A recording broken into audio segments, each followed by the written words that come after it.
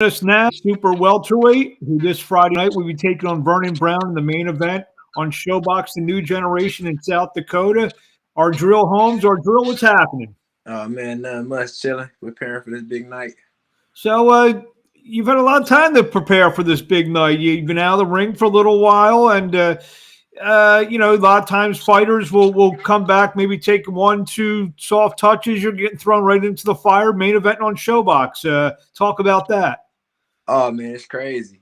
But I trust my team, and it's time to get to the next step. So You've been off. whoever in our way, we got to get through them. You've been off about 2.5 years. I'm sure there's been a lot of different circumstances, COVID, fights falling through, other kinds of stuff going on. How frustrating has it been the last couple of years? Oh man, it's been very frustrating.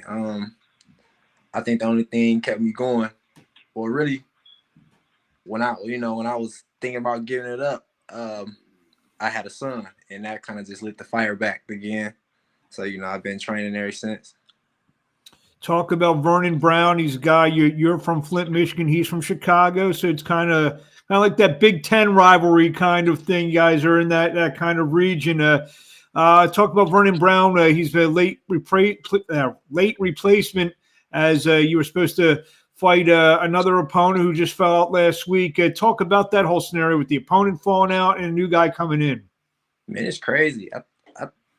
Man, they sent me like 5 names. It was 2 guys who was scheduled to fight me and ended up pulling out. So it's been crazy, man. But Vernon, from what I seen him, he seemed like he a pretty solid opponent. Come forward, look like he got some pop on him. But I think my jab gonna be the key. It's gonna open up everything. Tell the fans out there a little bit about yourself. This is basically your national television debut. Tell us a little bit about you, the amateur, when you start fighting, that whole night. What's the story of Ardreal Holmes? Oh, well, I started fighting when I was like maybe like 10 or 11. I had uncles that was into boxing, so I just kind of want to follow under them. And I did it for like a year. It was too hard. I was getting beat up by all the kids because they was way more experienced. And I just decided to come back when I was like 15 or 16. Got real serious about it, and I ain't left the gym ever since. So I fought in like every tournament. I lost in the National Golden Gloves finals. I won USA Nationals. I was a 2016 Olympic alternate, which is a fight I thought I won. But I was an alternate for the 2016 Olympics. So yeah, but then I just decided right after that, I just decided to turn it over, go pro. Met Dave, and the rest is history. You mentioned something interesting that just made me think of another question. I used to manage a gym. You see kids come in there, and they're there for a week, 2 weeks, whatever. Like you said, then you just never see them again because boxing isn't for everyone. Yeah, you just never see them again. You are a rare case where you kind of gave it up and then you came back. But what drove you back? Man, I'll say my coach, Jason Crutchfield, drove me back. So my gym is like a community center. It's like a rec center. So I was upstairs playing basketball actually, and I just wanted to visit the old team. So I came down like, hey man, what's up? I'm talk to the fires. I'm like, hey, what's up, Jason? I'm gonna come back, right? He said, man, them boys gonna make you quit again. And it was like that. I said, all right, I'm on my way, and I stayed at it. Being from Flint, Michigan, I know I've talked to you about this. It's not the biggest town in the world, but there's a lot of great athletes, a lot of great boxers. Have come from Flint. We mentioned the Durrell brothers and Clarissa obviously doing her thing.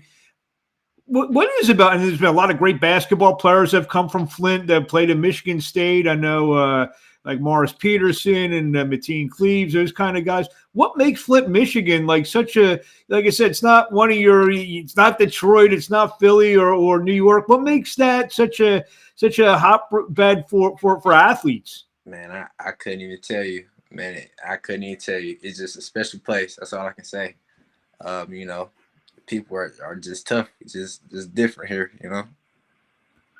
How much motivation you see some of these guys, whether it's the boxers or like We mentioned the basketball players who've gone on to the NBA, had success. As a kid growing up, you saw those guys, and they can make it. Did you have they can make it? I can make it too. Yeah, definitely. It just seemed that much realistic, like it just seemed extra real now. Like, man, this dude, he's going to the same store I'm going to. I'm bumping into him in the mall or whatever the case may be. So it just made everything seem more realistic. Talk about fighting on ShoBox. Like you said, you've gone a couple years out fighting, but now you go right from that to the main event. So people are gonna get to know you big time on Friday night. Oh yeah, man, I'm just excited. It's been a long time coming, and I'm just excited about it. And look forward to a good night of boxing. A little bit about your style. What can we expect from you without giving too much away? All right, maybe expect a mean stick. That's all I can say. You mentioned your amateur career. In terms of how much of that, big amateur career has prepared you for this and maybe bigger fights going forward. I think it prepared me a lot. But amateurs, it kind of like isn't everything. Just because they got a good amateur don't really make them a good pro. But the amateurs, I think it just prepared me, like just seeing a lot of different styles. Like I done fought a guy out of every state pretty much. I did a little international competition with Team USA. So, just seeing all these different types of styles. So it's like, I don't think it's a style I haven't seen. And fighting in Deadwood, South Dakota, I know you got a lot of family and friends that are interested in you. You ain't gonna make the trip out to South Dakota. Yeah, I got a handful of family members coming out there. So yeah, I told them just to watch it on TV, but they was like, they coming. You're tall for the weight. You're about 6'2". That I read. How much of an advantage has that been? With your height and everything, and I would imagine you make 154 pretty easily then. Yeah. I don't, man. It's rare that I get up. I don't even get up past 65. You know what I mean? So I don't got a mean weight cut. I think I'll be able to make 47. Oh wow. Future. So yeah, because I've been like I done fought like 52 like my whole career. Like I think I fought 140, 138, 141 like one or two times. I fought 65 just on a last minute thing, but for the most part, I've been to 52 my whole life.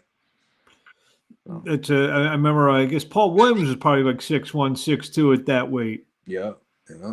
What fighters have influenced you in your style over the years? Or maybe a guy say, "Hey, that guy's nice." I mean, who's Ardreal Holmes watch? I watch Hearns. I like Evander Holyfield. Hearns, another tall guy from Michigan. There you go. Especially Hearns, Evander Holyfield. Oh dang, who else? I can't really think off the back. I like a guy named Bob Foster. My coach kind of turned me on to him.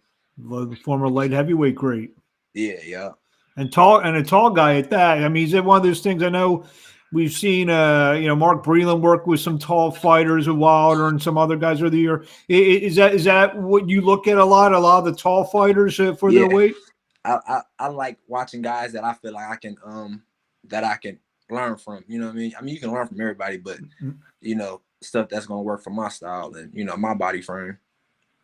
Talk with Ardreal Holmes. The last couple questions here. What do you want to tell the fans out there? I mean, you're the headline bout, 9:35 this Friday night from Deadwood, South Dakota, live on ShoBox, the new generation on Showtime. A lot of fans can be seeing Ardreal Holmes for the first time. What do you want to tell them?